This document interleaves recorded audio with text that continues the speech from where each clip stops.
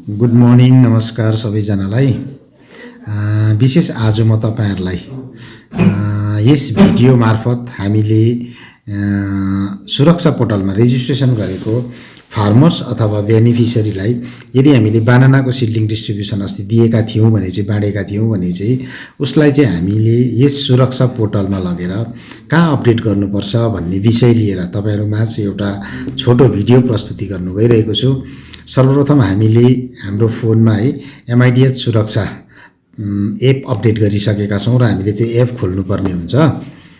जस्तो हामीले एमआइडिएच सुरक्षा एप खोल्छौं है, हाम्रो स्क्रिनमा चाहिँ तपाईको यसरी युजर नेम पासवर्ड भनेर देखाउँछ र हामीले अस्ति जसलाई चाहिँ बनानाको सिडलिङ दिएको छौं उसको चाहिँ हामीले युजर नेम र पासवर्ड हाल्नु पर्ने हुन्छ। जस्तै हामीले अस्ति नीना प्रधानलाई बनाना सिडलिङ दिएका थियौं, उहाँको रेजिस्ट्रेसन आईडी छ तपाईहरुको 111108 र उहाँको पासवर्ड छ नीना। एकपल्ट हामीले यहाँ क्लिक गरेर उहाँको पासवर्ड पनि चेक गर्न सक्छौं र यति गरेपछि हामी उहाँलाई लगइन गर्छौं।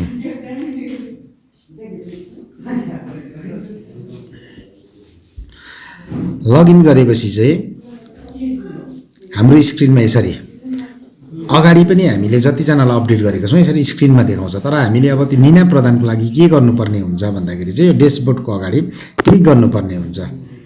यो तपाईले मुनि चाहिँ जुन देख्नु हुँदैछ यो चाहिँ हामीले पहिल्यै रेजिस्ट्रेसन गरेर तपाईको अपडेट गरिसकेको फार्मर्सहरु यसरी स्क्रिनमा देखिन्छ। तपाईको यसको केही प्रब्लम हुँदैन। तर हामीले फर्दर अगाडिको लागि चाहिँ यो डैशबोर्डको अगाडि आएर क्लिक गर्नुपर्ने हुन्छ। जस्तो हामीले क्लिक गर्छौं त्यही हामी स्क्रिनमा देख्छौं एमआइडिएच सुरक्षा हेलो नीना प्रधान भनेर देख्नु हुँदैछ। तलतिर गएर क्रिएट एप्लिकेसन छ, यसमा क्लिक गर्नुपर्ने हुन्छ। जस्तो हामी क्रिएट एप्लिकेसनमा क्लिक गर्छौं तपाईलाई म फर्स्टमा एउटा के जानकारी गराउन चाहन्छु भने हामीले कुनै पनि कलमहरु भर्दाखेरि चाहिँ जुनमा चाहिँ रेड मार्क छ त्यो चाहिँ एकदम म्यान्डेटरी हुन्छ, त्यो हामीले कलम भर्नै पर्ने हुन्छ। जस्तै यसमा तपाईले देख्नु हुँदैछ नेमको अगाडि एउटा स्टार रेड मार्क छ, भर्नै पर्ने हुन्छ है। तर हामीले पहिले रेजिस्ट्रेसन गर्दा उहाँको नाम लेखी एन्ट्री गरिसकेको हुनाले अलरेडी अपडेट भइहाल्छ। यहाँ नीना प्रधान देख्नुभयो, तल गएर फेरि तपाईको आधार लिंक मोबाइल नम्बर भनेर पनि मार्क छ है। यो पनि हामीले पहिले नै उहाँको फोन नम्बर अपडेट गरिसकेका थियौं र यसरी तपाईको फर्ममा आफै अपडेट भएर आउँछ। र नेक्स्ट पेज हेर्नुहोस्, नेक्स्ट पेजमा तपाईले स्किम देख्नुहुन्छ है, स्किम डिटेल्स भनेर।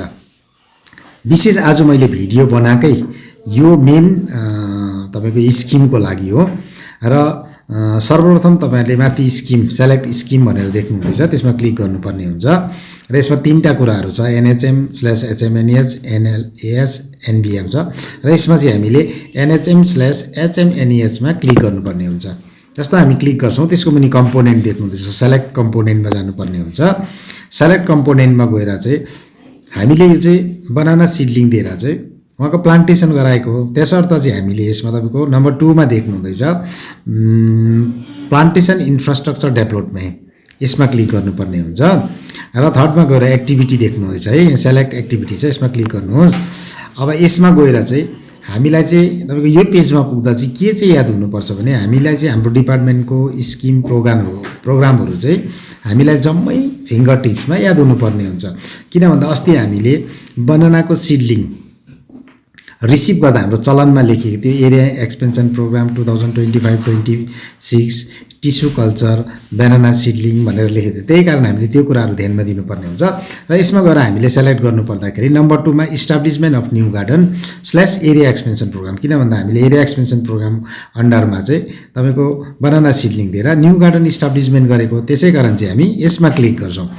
र त्यसको बादमा सब एक्टिभिटीहरु देख्नुहुँदैछ है, सब एक्टिभिटीमा हेर्नुहोस्। अवश्य सब एक्टिभिटीमा चाहिँ धेरै कुराहरु छ है, यसमा चाहिँ तपाईहरु कन्फ्युजन हुन सक्नु पनि हुन्छ है। यदि तपाईहरु कन्फ्युजन हुनुभयो भने तपाईहरुको आफ्नो अफिसरलाई सोधेर तपाईहरुले यहाँ काम गर्न सक्नुहुनेछ।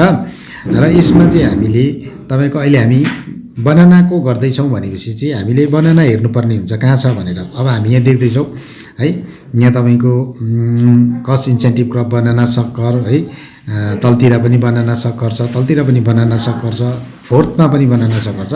तर हामीलाई याद छ कि हामीले सक्खर बाँडेका होइनौँ, हामीले सिडलिङ बाँडेका हौँ। त्यही कारण तलतिर गएर हेर्नुहोस्, कस्ट इन्सेन्टिभ क्रप बनाना ब्र्याकेटमा टिस्यु कल्चर छ। अस्ति हामीले टिस्यु कल्चरको सिडलिङ डिस्ट्रिब्युसन गरेको, त्यही कारण हामी यसमा बनाना टिस्यु कल्चरमा क्लिक गर्छौँ। र तपाईँहरूको यति भएपछि है तल गएर हेर्नुहोस्, क्रप ग्रुप भनेर छ है, यसमा हामीले क्लिक गर्नुपर्ने हुन्छ। क्रप ग्रुपमा चाहिँ तपाईँको हामीले सिम्पल बनाना सिडलिङ बाँडेको हौँ, बनाना फ्रुट्स हो, त्यही कारण हामीले गएर फ्रुट्समा क्लिक गर्नुपर्ने हुन्छ है। त्यहाँदेखि तलतिर गएर फेरि क्रप नेम भनेर आउँछ। क्रप नेममा सिम्पल तपाईँले सेलेक्ट गर्नु पऱ्यो है, बनाना क्लिक गर्नु पऱ्यो। यति गरेपछि तपाईँको हाम्रो यो पेजको पनि हामीले काम सक्छौँ। र तपाईँको अरू क्रप लाइफ साइकल, क्रप सिजनहरू पनि छ। मैले अघि तपाईँहरूलाई अघि नै बताएको छु, यसमा रेड मार्क छैन, म्यान्डेटरी त्यस्तो छैन, गर्दा पनि हुन्छ नगर्दा पनि हुन्छ। र हामी अब नेक्स्ट पेजमा जान्छौँ। नेक्स्ट पेजमा हेर्नुहोस्, अब हामी ब्याङ्क डिटेल्समा पुग्यौँ। कसको भन्दा त्यो फार्मर्सको, जो फार्मर्सको हामी यो तपाईँको काम गर्दैछौँ। र हामीले चाहिँ तपाईँको अघि तपाईँलाई मैले भने कि हामीले निना प्रधानलाई बनाना सिडलिङ दिएको थियौँ, त्यही कारण उहाँको नाम चाहिँ हामी एज पर ब्याङ्क रेकर्डमा के छ त्यही लेख्दैछौँ। उहाँको नाम छ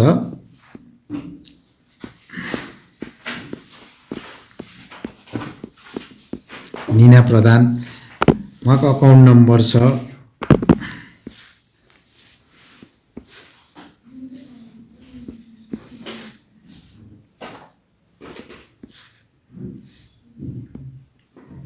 उहाँको अकाउन्ट नम्बर भयो, आइएफएससी कोड रहेछ उहाँको,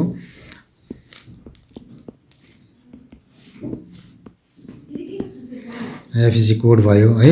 हामीले उहाँहरूको correct name, account number, IFSC code लगाएपछि चाहिँ तपाईँहरूको यहाँ अलरेडी देख्नुहुँदैछ name of bank State Bank of India देखाइहाल्यो है। कहाँको भन्दा सिक्किमको। अब ब्रान्च चाहिँ उहाँको कहाँको हो भन्दाखेरि ब्रान्च चाहिँ रम्फूको रहेछ। यति गरिसकेपछि चाहिँ हामीले फेरि हामी नेक्स्ट पेजमा जान्छौँ। अब नेक्स्ट पेजमा हेर्नुहोस्, तपाईँहरूको यहाँनिर तपाईँले देख्नुहुँदैछ नेक्स्ट पेजमा स्टेट है, स्टेट हामी सेलेक्ट गर्छौँ। हामी सिक्किमबाट भयौँ है, हामीले सिक्किममा क्लिक गर्नुपर्ने हुन्छ। त्यहाँदेखि नेक्स्ट तपाईँको डिस्ट्रिक्ट छ, डिस्ट्रिक्टमा तपाईँको यसरी सबै डिस्ट्रिक्टको नामहरू छ है। हामी पाक्योङ डिस्ट्रिक्ट, म पाक्योङ डिस्ट्रिक्टबाट परेको हुनाले पाक्योङ गरेँ। तपाईँहरू कुन कुनमा हुनुहुन्छ आफ्नो आफ्नो डिस्ट्रिक्टमा क्लिक गर्नुपर्ने हुन्छ।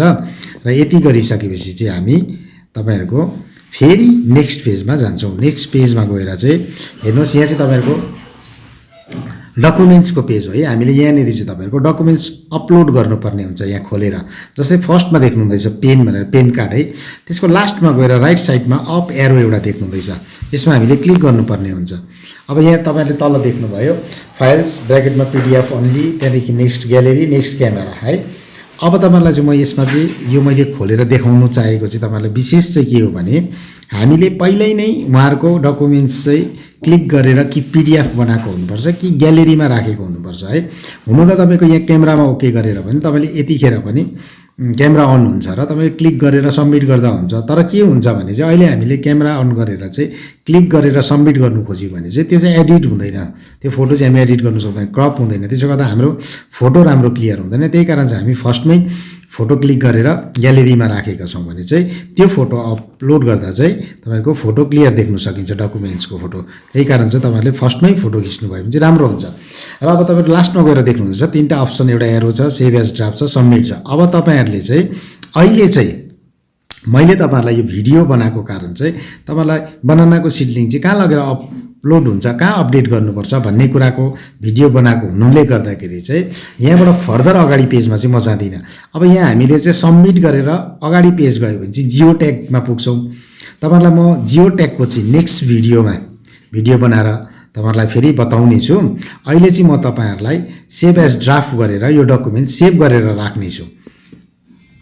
र तपाईँहरूलाई जतिले पनि तपाईँहरूको यो भिडियो हेर्नुहुन्छ है, हामीले सेभ एज ड्राफ्ट गरेर राखेपछि यसरी हामी उहाँको एप्लिकेसन सेभ भएको हामी यहाँ देख्न सक्छौँ है। र तपाईँहरू जतिजनाले पनि यो भिडियो हेर्नुहुँदैछ है, तपाईँलाई यो भिडियो हेरेर पनि केही कन्फ्युजन हुनुभयो, तपाईँलाई केही प्रब्लम भयो भने तपाईँले मलाई कन्ट्याक्ट गर्नु सक्नुहुनेछ। मेरो कन्ट्याक्ट नम्बर 9933939214 र तपाईँलाई केही समस्या भयो भने मसँग बात गर्नु सक्नुहुन्छ भन्दै आजको यो सानो भिडियो तपाईँहरूमा चाहिँ यतिमै राख्न चाहन्छु। थ्याङ्क यू, धन्यवाद।